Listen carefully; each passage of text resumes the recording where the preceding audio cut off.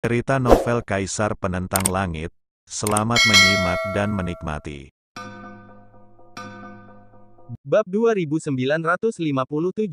Aura semacam ini sungguh luar biasa. Bahkan ekspresi Lin Yan pun sangat serius. Selama ini, ia selalu mengenakan jimat penyembunyi surga di tubuhnya. Saat itu, batu ajaib itu telah menyerap setetes esensi darahnya. Jika ia tidak mati, esensi darah ini pasti akan diremajakan. Demi menghindari batu ajaib itu, ia baru saja memadatkannya. Kini, menghadapi pria sekuat itu, Lin Yan tak berani gegabah. Formasi penyembunyi surga langsung berlama-lama. Terlebih lagi, kali ini formasi penyembunyi surga 3 lapis.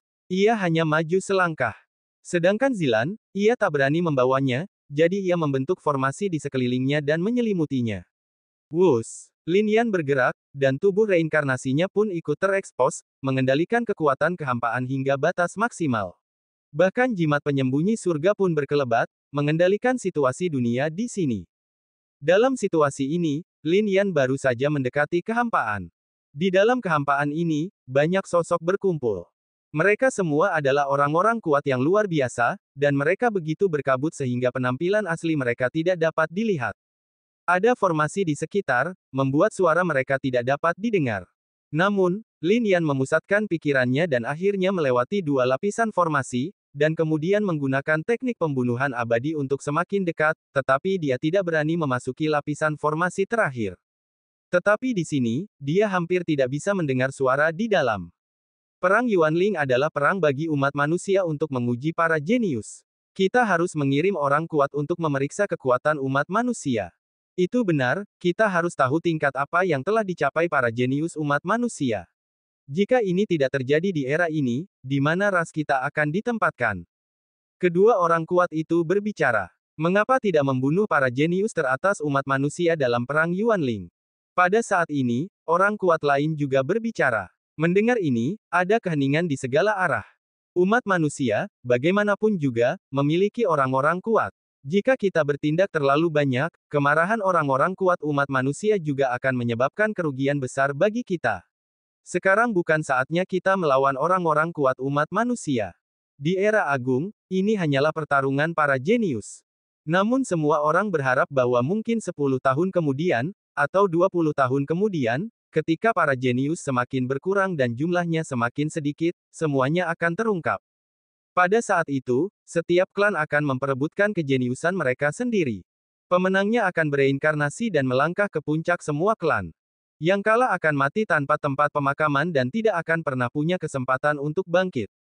Inilah dunia yang agung. Sekarang para jenius ada di mana-mana, dan tidak ada yang bisa memprediksi siapa yang akan bisa membunuh.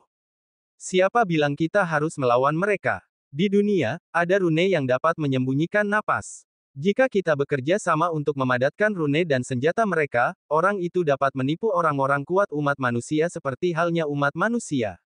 Dengan cara ini, kita dapat membiarkan orang-orang kuat itu membantai umat manusia dalam pertempuran Yuanling. Bagaimana mungkin orang-orang kuat ini membenci kita karena membunuh bangsa mereka sendiri?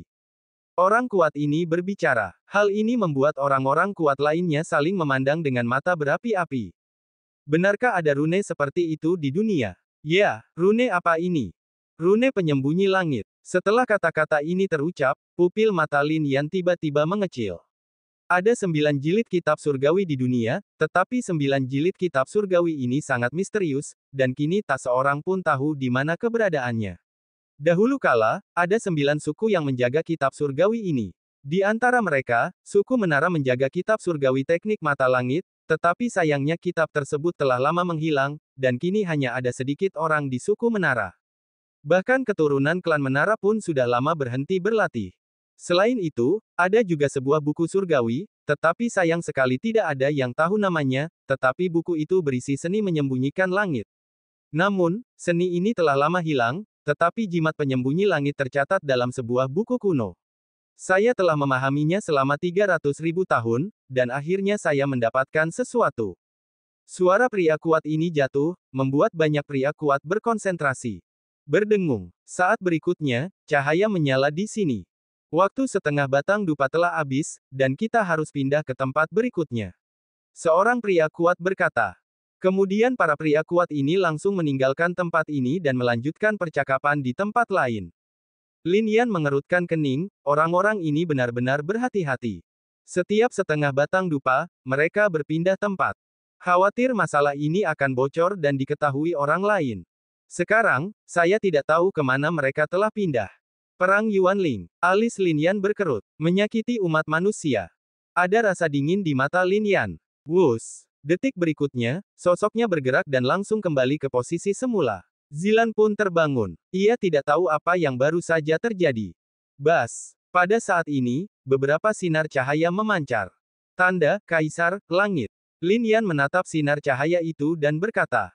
Tanda, Kaisar, Langit. Zilan terkejut. Meskipun ia seorang pelayan, ia telah melihat terlalu banyak hal di tempat-tempat seperti Tianyuan, dan ia tahu apa itu tanda, Kaisar, Langit. Tanda seperti apa yang perlu diperjuangkan. Entah berapa banyak orang kuat dan jenius yang ingin memadatkannya. Tapi sekarang, ia terbang di sini seperti ini, berlama-lama di depan Lin Yan. Selamat, Tuan. Saat ini, Zilan berbicara. Jika kau bisa memurnikan tanda, Kaisar, Langit, kau bisa melangkah ke Kaisar, Langit. Lin Yan tersenyum, di setiap era besar, persaingan untuk mendapatkan tanda, Kaisar, Langit sangatlah tragis. Tanda ini datang entah dari mana, memadatkan kekuatan, Kaisar, Surgawi yang kaya. Jika aku, Lin Yan, ingin melangkah ke Kaisar, Surgawi, aku tidak membutuhkan kekuatan tanda itu, dan kekuatan di dalamnya tidak akan mampu menembusnya. Dantian orang lain seperti danau. Kekuatan tanda Kaisar Surgawi dapat mengisinya dan kemudian menerobos. Namun, dantian Lin Yan seperti laut, dalam dan tak berdasar.